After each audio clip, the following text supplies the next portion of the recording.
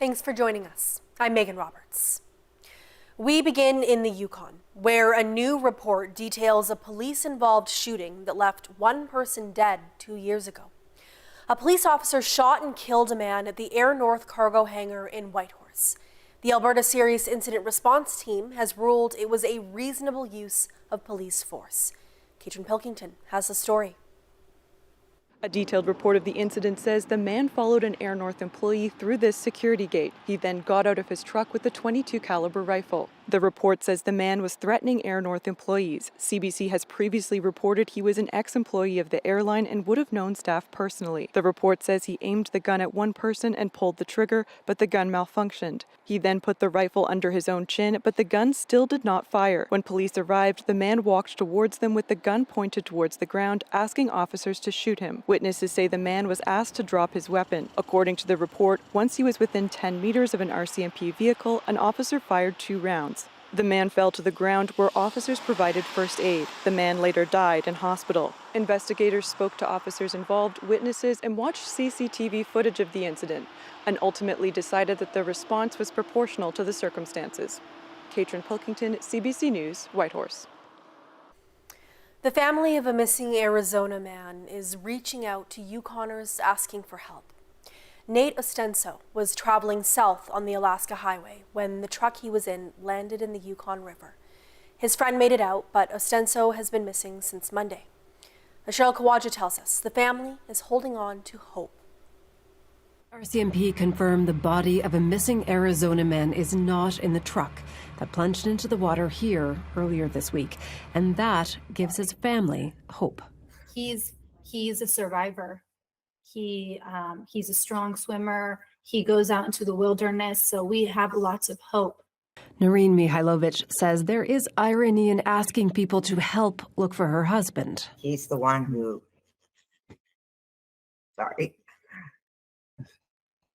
he never asks.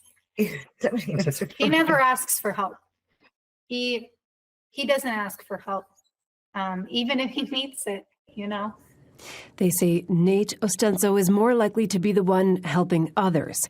This road trip was about helping a friend bring some old VWs back to the lower 48 from Alaska. He's a massive Volkswagen, Vintage Volkswagen nerd. He travels all across the country here, finding them, restoring them. But coming down the Alaska Highway in the early hours of Monday morning outside Whitehorse, something went very wrong at the Lewis River Bridge. We're very grateful his friend was able to get out. They say the friend who was behind the wheel is doing well. He said when he was approaching the bridge, I guess by the time he saw the headlights on another vehicle, he thought the vehicle was basically more like in the middle. And so he actually swerved, but it was he said he couldn't see if that was a road or not. And then he said the next thing he knew, they were in the river, and he said that the cap filled up in a matter of seconds. The water in the area moves swiftly, and there's an undertow. But Ostenso's family are convinced he could be out there. They've posted on social media, asking people to contact Search and Rescue to help, or even just keep an eye out when walking the dog in the woods near the river. It's just been so beautiful to see how much people care. But I know it's a small community out there, but small communities can do major things. Yeah. Miracles happen. We believe that. Meanwhile, the RCMP say search efforts continue. Cheryl Kawaja, CBC News, Whitehorse. A minor has been charged with second-degree murder over the death of a woman in Salouit, Nunavik. Quebec's Provincial Police Service says a woman in her late 40s was found dead on Saturday night. Police were alerted by a relative of the victim who went to the house. A young man was taken into custody, and he's expected to appear in court tomorrow. A fisherman working for Baffin Fisheries in Nunavut says he didn't feel supported by his employer after experiencing a health issue while working on a ship. Carl Cardinal has that story. Adami Ipeli a former employee from Baffin Fisheries, got sick while being out fishing near Newfoundland back in May. It first started with what he thought was a stomach ulcer. He says he was in a lot of pain and stayed days in bed before he asked to be brought back on the land. And the captain then called a doctor. He called the doctor, he called me to the bridge, and he made a call to a doctor, and he spoke for me. I mean, by rights, I was the one in pain who had the symptoms. I should have been on the phone with the doctor so I could give him symptoms and let him know what was going on with me, right? Chris Flanagan is the CEO of Baffin Fisheries. Questioned about that case, he says that all captains are trained first responders, and employees are allowed and afforded the opportunity to speak with a doctor. Referring to reports, the company get after any health incidents. I can't speak to an individual's medical care, but I do know we get their logbooks, and I do know that so far this year, there's been no breach of protocol. We've looked at these logs and seen that the patient and the first responder were there on the call. Now, whether the patient spoke or not, I can't say. On that call, the doctor told the captain that there was no need for the patient to seek medical on shore. But things got worse when Epeli found blood in his vomit. It was just unbearable, though, at most times, right? There was a point where I puked blood and I reported it to the captain, and all he just said was, "Puke blood, did you?" And then he walked away from me. Epeli says he lost around 18 pounds during his stay on that boat because he wasn't able to eat and spend most of his time in bed. I think when somebody gets sick with illnesses and stuff, they really need to change, start taking that seriously more, right? Even if they have to lose 3 days of fuel, I mean, it's only money. Money comes and goes. They really need to change their policy better, brought up to speed. I mean, there's some captains that say if you're sick, you have to work sick, right? The old fishing mentality is what it is. Flanagan says that doctors' advice are prioritized and followed. He says the company recognized that historically the industry has existed with an intergenerational type of training regime, where fishermen used to learn from other fishermen on board.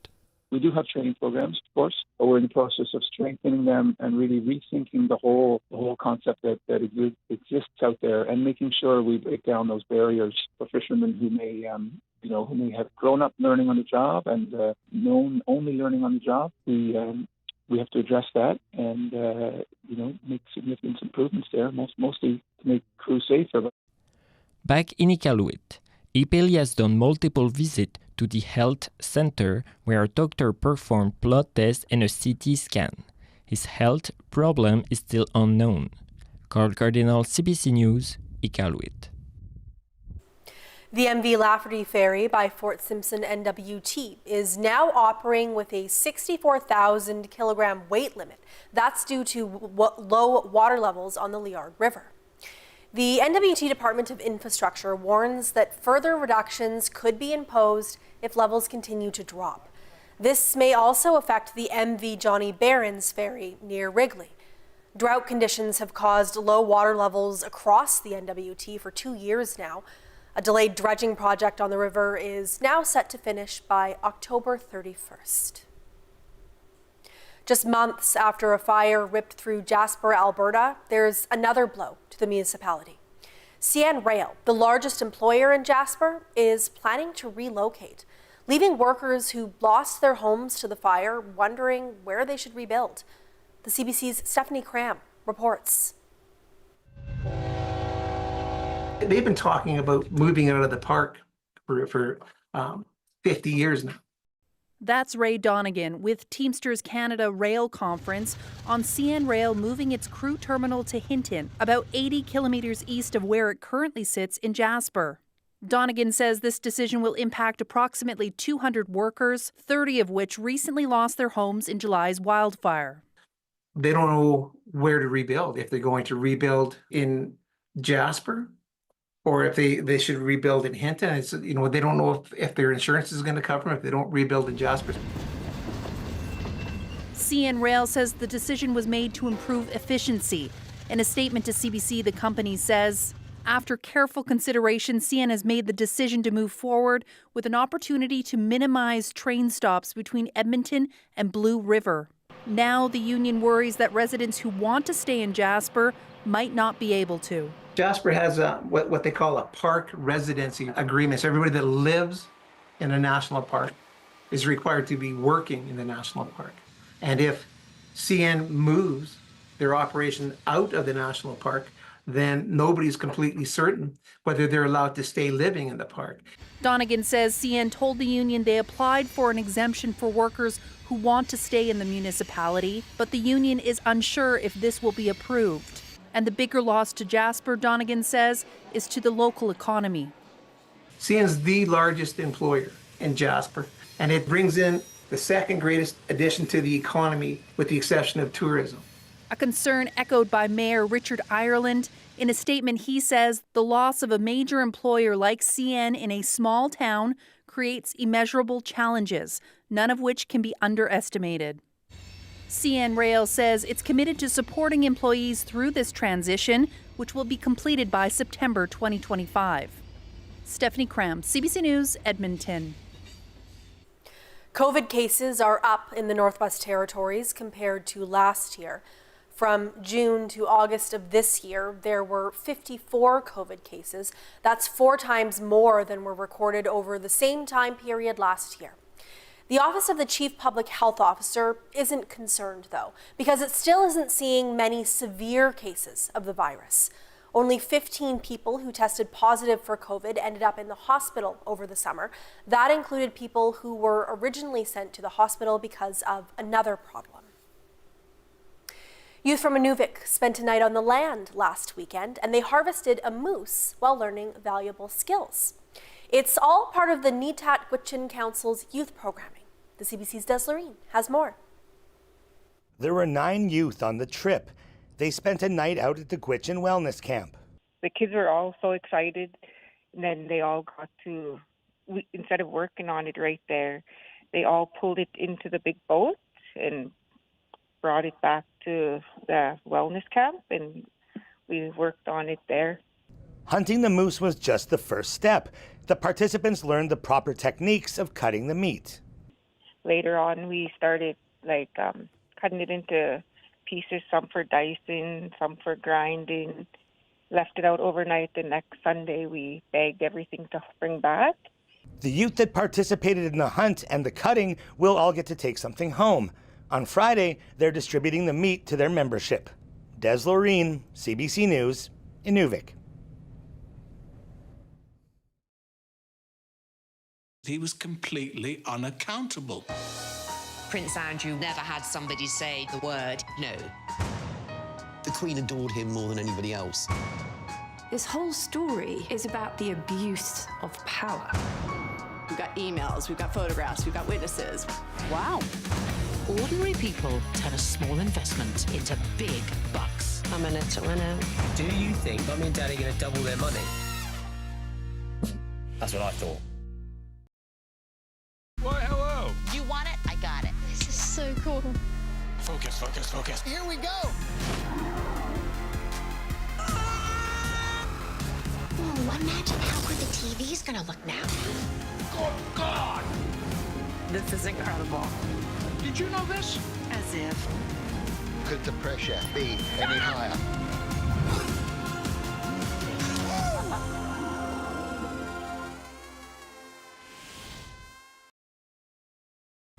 Every week, the issues that matter to Canadians. Cost of living hurts everybody. Connecting politics to people. Win, win, win. We are not going back. Sundays, join me for Rosemary Barton Live. It makes sense that they get a larger share, or does it? Welcome to the Greenbelt. All of this, just single detached homes? Yes. What do we know? I think we can explain. About that with Andrew Chang. Watch free on CBC Gem.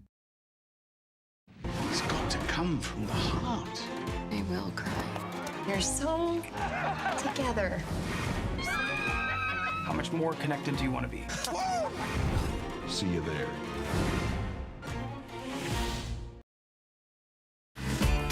Guess what?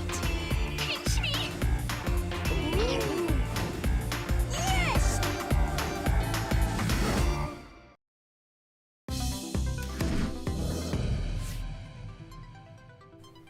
As we showed you last night, The Canadian Medical Association has formally apologized to Indigenous peoples. The doctors' group held a special ceremony in Victoria yesterday to acknowledge a long history of racist practices and maltreatment. The CBC's Yvette Brend tells us where this leaves Canada on the road to reconciliation. A tribute to all those who paid a price in a healthcare system tainted by racism. The Canadian Medical Association is deeply sorry for the harms First Nations, Inuit, and Métis peoples have experienced and continue to experience in the Canadian health system. Dr. Alika Lafontaine was the Canadian Medical Association's first Indigenous president. He says he's witnessed how the system treats Indigenous people differently. One of my earliest memories of going onto a clinical rotation after being in the classroom for a couple of years was seeing two patients walk in right after each other, have the same set of symptoms, but one was asked to sleep off their drunkenness while the other one had full workup for a heart attack and a stroke.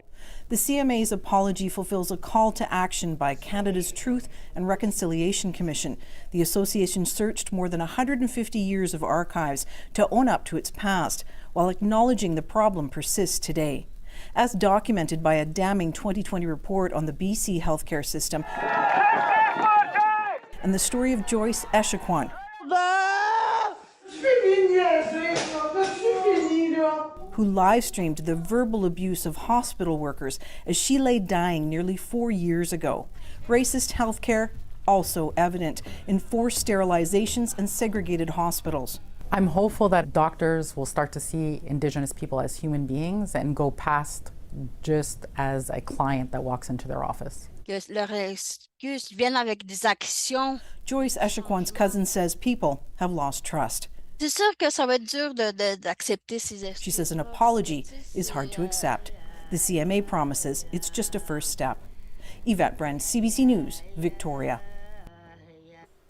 The National Day for Truth and Reconciliation is just over a week away.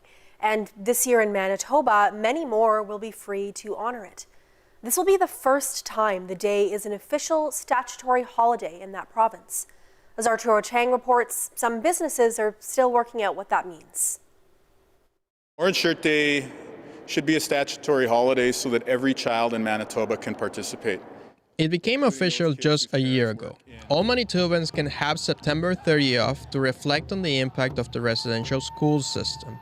Maybe wear orange to honor survivors like Phyllis Webstad, who had to hand over her now famous shirt her first day of school. It's a busy time at INAC, which sells Indigenous apparel, including orange shirts. My mom is a residential school survivor, and so she used to come in and help pack and pick orders and ship them out, and it meant a lot to her to see people wearing an orange shirt or ordering orange shirts. It meant that if they're participating in the day.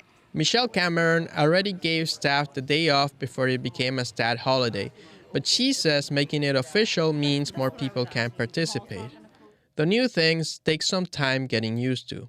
The Winnipeg Chamber of Commerce says some businesses may still not be aware it's no longer optional.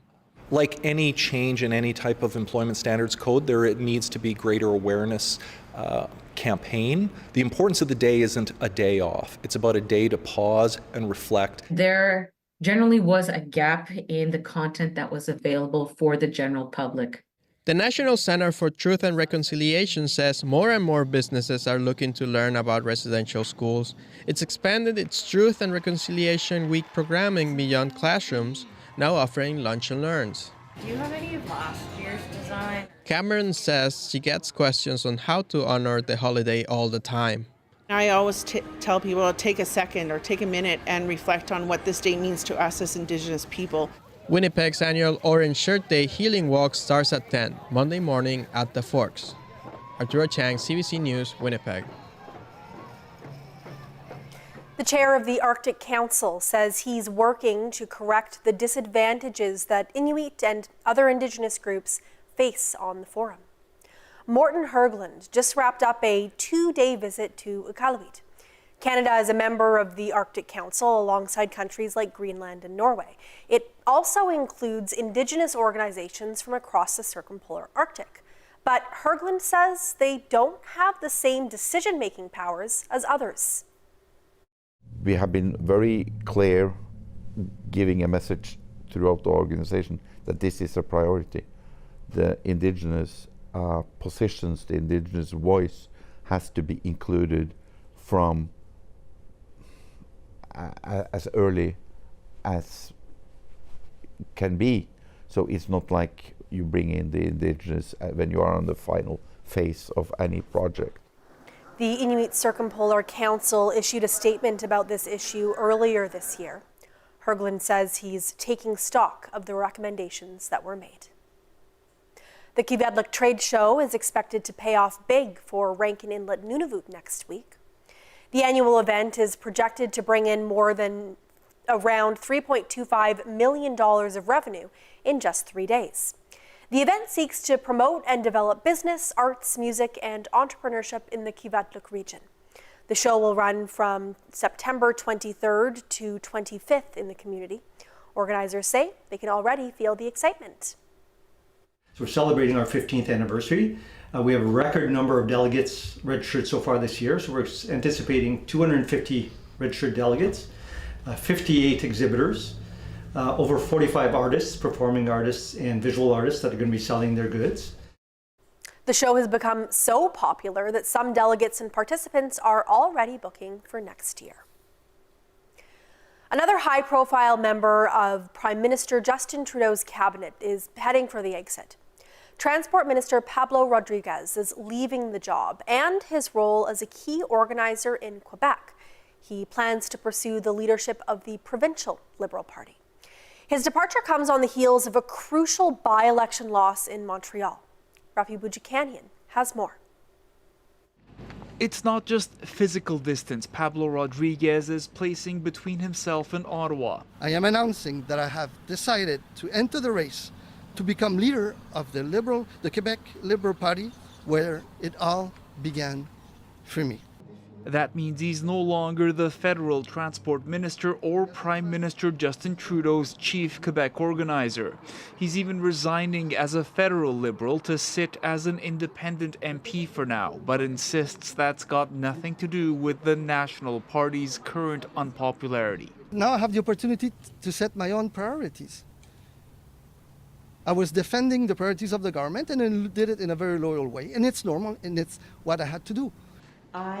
Trudeau gave the transport file to Treasury Board President Anita Anand, but Rodriguez's departure is not his only political headache. From the province key to his electoral fortunes, this. La semaine prochaine, dans une motion de non-confiance. Premier François Legault leaning on the Bloc Québécois to vote in favor of a conservative motion scheduled next week to bring down the federal Liberal government. I never support Liberals. Help me God, I go against the Conservatives on a vote that is only about Pierre Poilievre and his huge ambition for himself. I support the interests of Quebecers.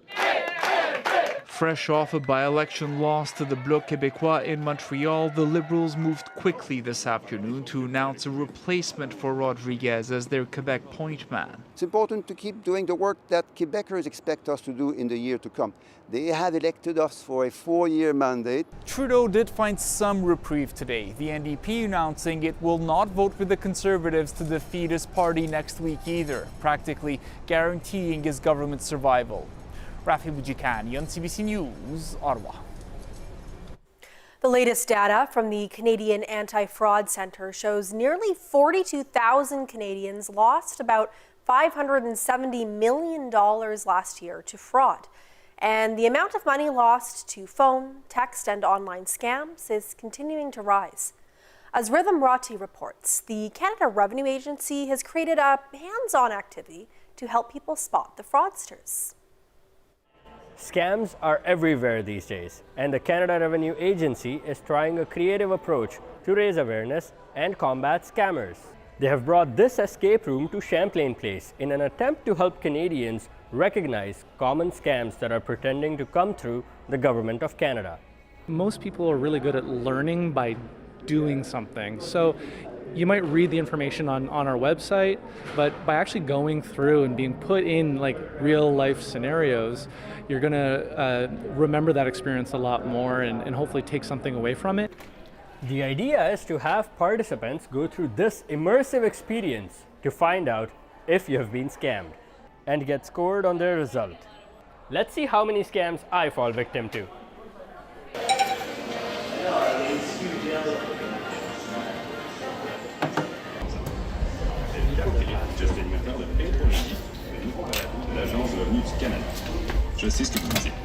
Okay. Scam, yes, no. Scam, yes, no, yes.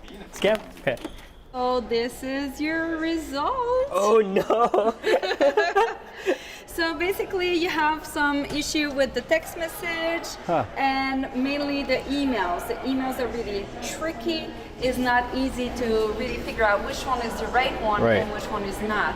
The thing is that with Revenue Canada, they will never ask your personal information or to click on any kind of links. Okay, I'll admit, some of these scams are easy to fall for. And as we know, over time, they get more sophisticated. In the meantime, the Canada Revenue Agency wants to remind you to use caution before you give your personal details to the government or your bank over phone, text, or email.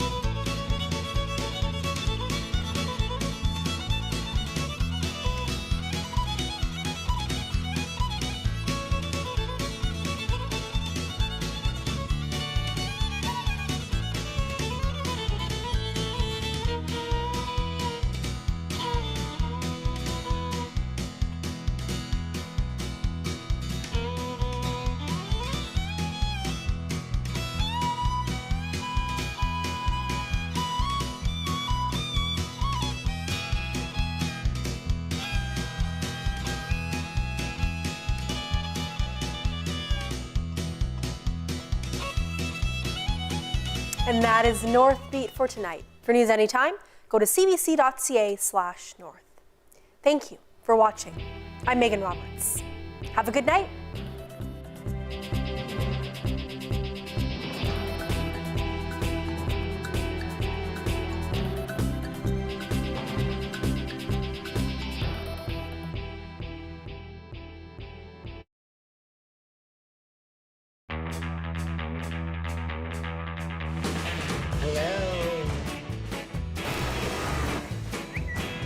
My life is a mess. I'm not giving anybody advice. Maybe you were subconsciously worried about our little threesome. Ew. No, I don't mean it in that same way. You guys can move out and get an apartment together when I'm gone. Wait, did you mean it? Mom! You're good thieves. Best in town. Thank you. It is a small town.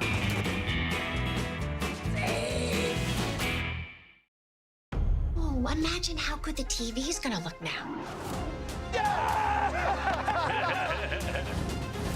And spoiler alert. No!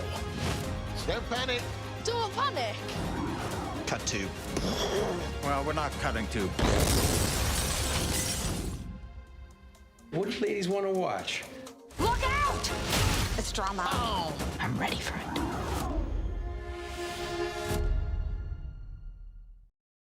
I'm not a delicate lady. I don't know who needs to hear this. I had a man do an impression of me recently, and he lowered his voice, so... What's going on upstairs for them? I'm sorry. Nailed it. Your sister. She tried to kill herself. Mom showed me. You're a suicide note. Thank you for putting me on it. I was like 2/3 down the list. Feels like I was an afterthought. Just didn't want it to go to your head.